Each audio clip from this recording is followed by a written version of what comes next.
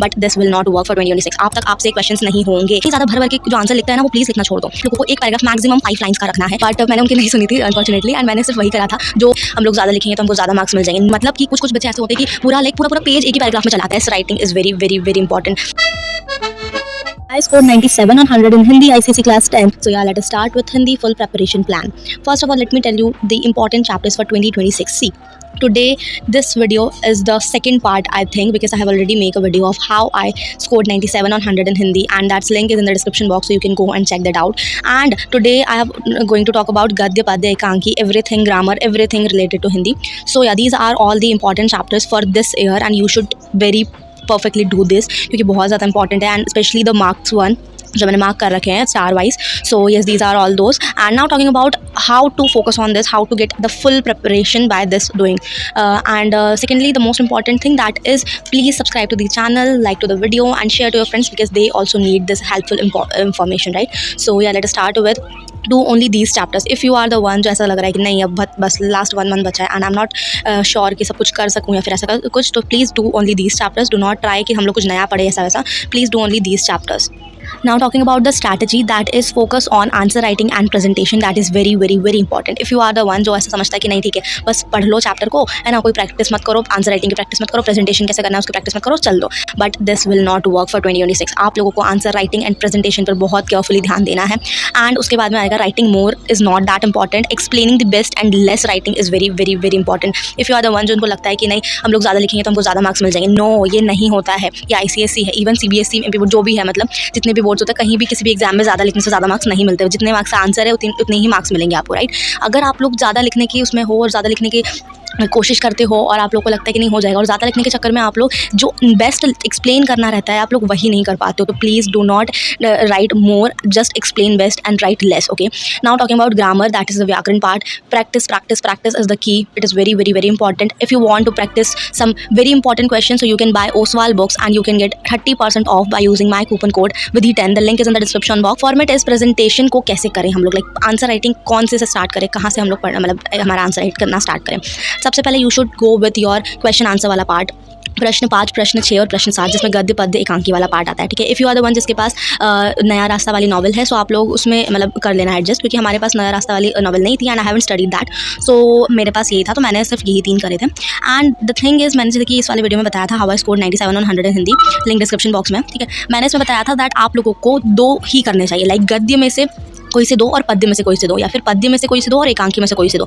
आपको तीनों में से एक एक या फिर तीनों में से एक एक और दूसरे किसी एक नहीं करना है, ठीक है. मतलब 4 करने हैं तो दोनों सिर्फ 2 ही चूज़ करो. नो नीड आप लोग तीनों में से एक एक करो और फिर लास्ट वाला अपने मन से कोई सा भी अच्छा जो लगे वो करो. प्लीज़ ऐसा मत करना. मुझे ऐसा लाइक मेरे टीचर्स ने बोला था, मतलब मेरे टीचर ने बोला था, बट आई थिंक वो करेक्ट चीज़ नहीं थी, आई थिंक, बट मैंने उनकी नहीं सुनी थी अनफॉर्चुनेटली, एंड मैंने सिर्फ वही करा था जो मैंने यूट्यूब से देखा था. दैट वॉज कि मेरे को गद्य में से कोई से 2 एंड पद्य में से कोई से 2 करना था, ठीक है. बट बात ये आ गई कि एकांकी वाला पार्ट बिल्कुल बढ़ गया था. मतलब एकांकी वाला पार्ट ऐसा था कि मेरे को बिल्कुल अच्छे से आता था, तो मेरे को लगा कि चलो एकांकी 2 कर लेते हैं एंड गद्य 2 कर लेते हैं. तो मैंने गद्य के 2 करे थे एंड एकांकी के 2 करे थे. उसके बाद में कमिंग टूवर्ड्स आर प्रश्न 3 एंड प्रश्न 4, आपको ये सेकंड प्रायोरिटी देनी है इन दोनों क्वेश्चन को. सबसे पहले आपको ये गद्य पद्य एकांकी जो क्वेश्चन आंसर वाला पार्ट ये करना है. देन आपको प्रश्न 3 एंड प्रश्न 4 करना है. डोंट फॉरगेट आपका जो खंड वाला पार्ट होता है, सेक्शन A सेक्शन B वाला, उसको लिखना मत भूलना. खंड वाइज लिखना, मतलब पहले खंड मतलब जो भी आता है उसको लिखना, उसके बाद में नीचे प्रश्न नंबर डालना, उसके नीचे आप लोग अपना आंसर लिखना स्टार्ट करना. क्योंकि खंड मतलब अपन जितना आंसर परफेक्टली लिखेंगे, एग्जामिनर को समझ में आए ऐसा लिखेंगे तो फिर वो बहुत अच्छा हो जाता है हमारे लिए, ठीक है. सो हाँ, ऐसा करना, खंड वाइज लिखना, section wise. Now talking about last priority या फिर सेकंड लास्ट बोल सकते हैं. थर्डली आप लोगों को पत्र लिखना है एंड पत्र शुड कंसिस्ट ओनली 1 पेज, उससे आगे पेज मत लिखना, ठीक है. एक ही पेज में पूरा पत्र खत्म हो जाना चाहिए. नाउ टॉकिंग अबाउट निबंध, तो निबंध आपको लास्टली लिखना है जब आपका पूरा एग्जाम पेपर हो जाए, उसके बाद में आपको निबंध पर प्रायोरिटी देनी है.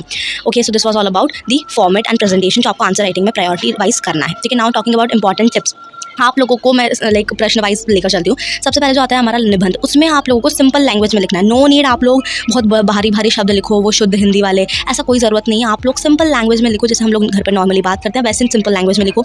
5 लाइन्स लिखो एक पैराग्राफ में. मतलब कि कुछ बच्चे ऐसे होते हैं कि पूरा पेज एक ही पैराग्राफ में चलाते हैं, या फिर ऐसा होता है कि पूरा पेज मतलब पूरे पेज में सिर्फ 2 ही पैराग्राफ लिखते हैं 10-10 20-20 लाइन का. So no need to do that. आप लोगों को एक पैराग्राफ मैक्सिमम 5 लाइन्स का रखना है, उससे ज़्यादा नहीं रखना है. 5 lines 4 lines 3 lines are enough for 1 paragraph, ठीक है. एंड एक पेज में मैक्सिमम 2 या ढाई पैराग्राफ आने चाहिए, ठीक है। नो नीड ज़्यादा भर भर के लिखने का, थोड़ी सी ना मतलब स्पेस भी देना बीच बीच में, सो दैट एग्जामिनर को बिल्कुल फ्रीली पढ़ने में आए, ठीक है। दैन कमिंग टूवर्ड्स कितने पेज लिखना है, so you should write only 2 or 2.5 page, not more than that, बिल्कुल भी ज़रूरत नहीं है। 2 and 2.5 page are more than enough, okay. Now talking about पत्र, सो पत्र के लिए बहुत importantly you should go with your format से जितने मार्क्स मिलते हैं उसमें बॉडी जो आप लोग लिखते हैं वहाँ पर बीच में सारे पैराग्राफ्स उससे नहीं मिलते हैं। Please be careful with format. मैंने फॉर्मेट का इस वीडियो के डिस्क्रिप्शन में डाल रखा था, कमेंट भी पिन कर रखा था, पूरा फॉर्मेट ऑफिशियल, जो कि ऑफिशियली CISE की वेबसाइट से मिला हुआ है, ठीक है। तो उसको प्लीज़ जाकर देख लेना, है ना। नाउ टॉकिंग अबाउट हमारा नेक्स्ट वाला पार्ट जो कि अपठित गद्यांश वाला होता है, इसमें आप लोगों को ज़्यादा लिखने की ज़रूरत नहीं है, क्योंकि ये ऐसा क्वेश्चन है जो आप लोगों को मन से लिखने की ज़रूरत होती है एंड कम लिखने की ज़रूरत होती है। इतनी ज़्यादा भर के जो आंसर लिखता है ना, वो प्लीज़ लिखना छोड़ दो। जितना मैंने अभी यहाँ पर आपको बताया, ज़्यादा लिखना ज़रूरी नहीं है, जो पूछा है सिर्फ वो लिखना ज़रूरी है, ठीक है। नाउ टॉकिंग अबाउट आप लोगों को कितना लिखना चाहिए, ठीक है। 3 लाइन्स का आंसर होना चाहिए एटलीस्ट एंड मैक्सिमम 3 लाइन्स का आंसर लिखो, एंड एक लाइन में एटलीस्ट 7 वर्ड्स तो होने ही चाहिए। ऐसा तो है नहीं कि मतलब 7 वर्ड्स नहीं आते हो, आप आपके हैंड राइटिंग के हिसाब से एडजस्ट कर सकते हो, but at least 7 words should consist 1 line, ठीक है। एंड सबसे मेजरली इंपॉर्टेंट थिंग, अपठित गद्यांश करे कैसे, जो हमारे अनसीन पैसेज होते हैं वो करे कैसे। सबसे मतलब जो बहुत सारे लोग नहीं करते हैं वो है रीडिंग करना। अपठित गद्यांश को जब तक आप लोग रीड नहीं करोगे तब तक आपसे क्वेश्चंस नहीं होंगे।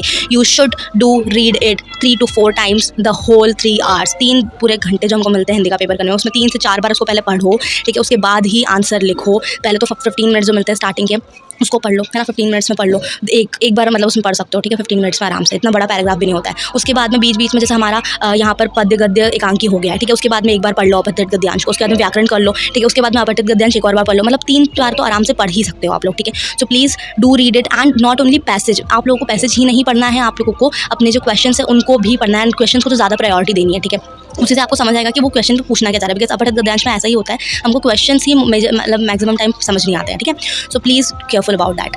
नाउ टॉकिंग अबाउट व्याकरण, व्याकरण में thinking is the best solution. आप लोगों को पता है कि व्याकरण के क्वेश्चन कभी भी रिपीट नहीं होते हैं। पेपर पैटर्न जो मतलब व्याकरण का पैटर्न जो होता है वो रिपीट होता है, बट नॉट दी क्वेश्चन, क्योंकि इतने सारे क्वेश्चंस हैं एंड 8 मार्क्स में आना इज़ नॉट पॉसिबल कि रिपीट हो जाए, ठीक है। सो प्लीज़ बी केयरफुल, सोच के और अच्छे से समझ के उनके आंसर्स को टिक करो, क्योंकि व्याकरण में सबसे ज़्यादा अगर आप लोग सोचोगे ना कि यार ऐसा हो सकता है, ऐसा हो सकता है, माइट पॉसिबल ये भी आंसर हो सकता है, ठीक है, तो तभी जाकर अपना जो व्याकरण का है वो सही आंसर मिलेगा। Please thinking should be your first priority to do the व्याकरण पार्ट, ठीक है।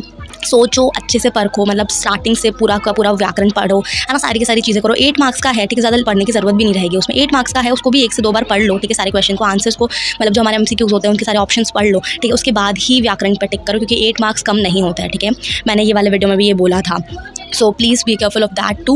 Now talking about last but not the least, that is our question answers. इसमें प्रैक्टिस अगर करनी है तो Oswal books is the best, ठीक है। कूपन कोड यहाँ पर से देख लेना 30% ऑफ के लिए। नाउ टॉकिंग अबाउट आपको इसको करना कैसे, पात्र परिचय, मतलब कि उसके अंदर जो कैरेक्टर्स है वो पता होना चाहिए आपको कि कौन कैरेक्टर क्या है क्या नहीं है। जीवन लाल का अगर पूछा तो जीवन लाल कौन है, क्या लगता है, किसका क्या लगता है, ऐसे करके बहुत सारे क्वेश्चन आते हैं। तो प्लीज़ पात्र परिचय को हर एक पोम, स्टोरी और जो हमारी एकांकी सब में से पढ़ लेना पात्र परिचय को। जो हमारी वर्कबुक होती है ना जिसमें हम लोग आंसर्स लिखते हैं उसमें ये सब कुछ मिल जाएगा, पात्र परिचय वाला पार्ट, ठीक है।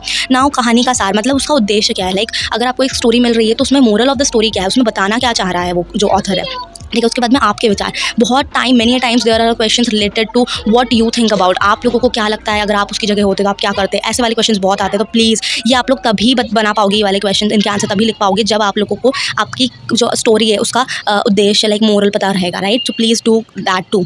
नाउ टॉकिंग अबाउट शब्दार्थ, जो हमारे वर्ड मीनिंग्स होते हैं, ठीक है। हिंदी में वैसे भी बहुत सारे वर्ड मीनिंग्स ऐसे होते हैं जो कि हमको लाइक कम पता चलते हैं, राइट। तो हम लोगों को प्लीज़ इस बात पर ज़रूर ध्यान देना कि हमको क्वेश्चन आंसर की प्रैक्टिस करनी है, मेजरली क्वेश्चन आंसर्स की प्रैक्टिस करनी है। एंड शब्दार्थ, आपका विचार, कहानी का सार एंड पात्र परिचय को करना मत भूलना, okay. So this was all about today's video. I hope it help you. Hindi full preparation plan था ये, ठीक है। इसमें से आपको कोई सी भी चीज़ छूटी नहीं है, and if you have any doubts you can comment down below, ठीक है। आप लोगों को सारे के सारे डाउट का रिप्लाई मिल जाएगा। So that's it for today's video. I hope it help you. Subscribe to the channel, like to the video and please share to your friends, okay. Thank you, bye bye.